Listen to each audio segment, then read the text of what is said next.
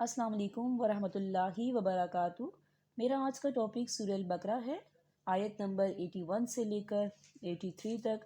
آئیے سورہ البقرہ سے اپنے سبق کا آغاز کرتے ہیں۔ رب اشرح لی صدری ویسر لی امری واحلل عقدۃ من لسانی یفقہوا قولی ربی زدنی علما۔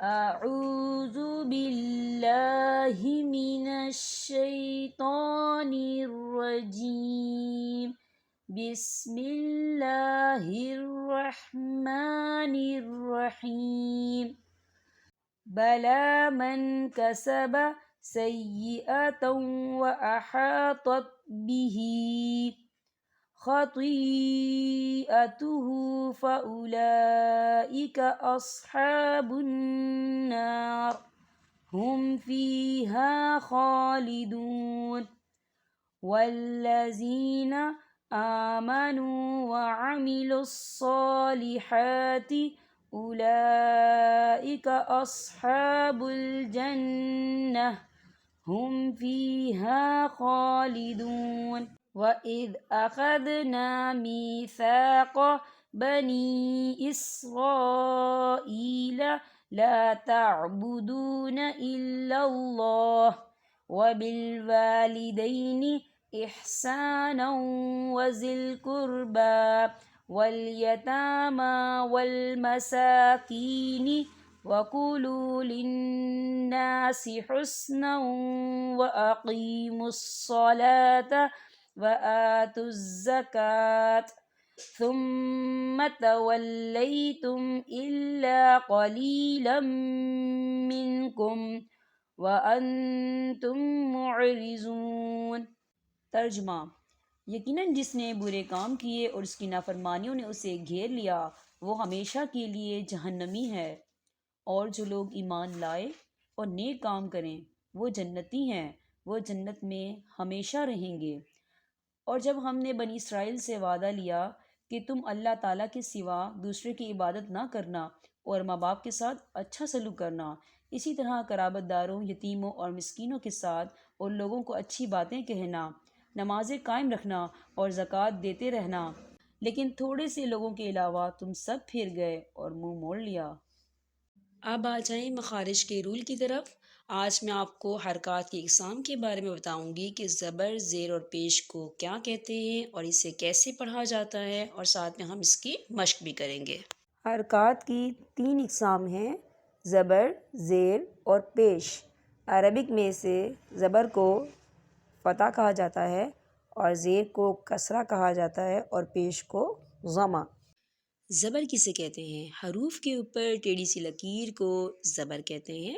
زبر فتح کی مشق کر لیتے ہیں: با، تا، ثا، جا، ح، خ، دا، زا، را، زا، سا، شا، صا، ضا، طا، ظا، ع، غ۔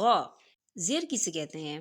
حروف کے نیچے ٹیڑھی سی لکیر کو زیر کہتے ہیں۔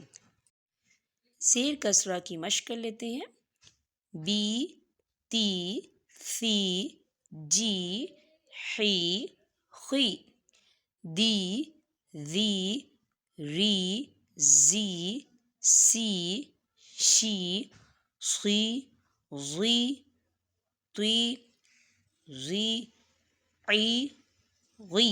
پیش کسے کہتے ہیں؟ حروف کے اوپر واؤ کی شکل کی مڑی ہوئی لکیر کو سیدھی پیش کہتے ہیں۔ پیش ضمہ کی مشق: بو، تو، ثو، جو، دو، ذو، رو، زو۔ میں نے عربی قاعدے سے کچھ مثالیں لی ہیں، آپ اسے بھی سمجھ لیجئے، اس طرح آپ کو حرکات کو سمجھنا اور زیادہ آسان ہو جائے گا۔ جیسے فار ایگزامپل: جعل، اخذ، سجد، ایبیلی، ایبیلی، کتب، صحف، فعول۔ اس میں آپ نے ایک چیز کا خیال رکھنا ہے، نہ تو اس کو زیادہ تیزی سے پڑھنا ہے اور نہ ہی اسے زیادہ لمبا کرنا ہے۔ آپ نے آرام سے نرمی سے پڑھنا ہے۔ کیسے؟ جعل، کچھ لوگ اسے جعل پڑھتے ہیں اور کچھ اسے جعل پڑھتے ہیں. یہ دونوں طریقے غلط ہیں. آپ نے کیسے پڑھنا ہے؟ جعل. ٹھیک ہے. ایک اور چیز جو بہت زیادہ امپورٹنٹ ہے، آپ اسے بھی سمجھ لیجئے. الف جب تک خالی ہے تو وہ الف ہی کہلائے گا. جو ہی اس پہ کوئی حرکت آ جائے گی، زبر، زیر یا پیش کی، تو وہ کیا بن جائے گا؟ حمزہ. تو اسے کیسے پڑھیں گے؟ الف زبر آ نہیں پڑھیں گے، ہم اسے پڑھیں گے حمزہ زبر آ، حمزہ زیر ای، حمزہ پیش او. ٹھیک ہے. آپ نے کیا کرنا ہے، ایک عربی قاعدہ لے لیں یا نورانی قاعدہ لے لیں. اس میں حرکات کی کافی مثالیں دی گئی ہیں، تو آپ جو ہے اس میں زیادہ سے زیادہ پریکٹس کریں. جتنی آپ پریکٹس کریں گے آپ اتنی اچھی طریقے سے پڑھ پائیں گے. اب میں آپ سے اجازت چاہوں گی. السلام علیکم ورحمۃ اللہ وبرکاتہ.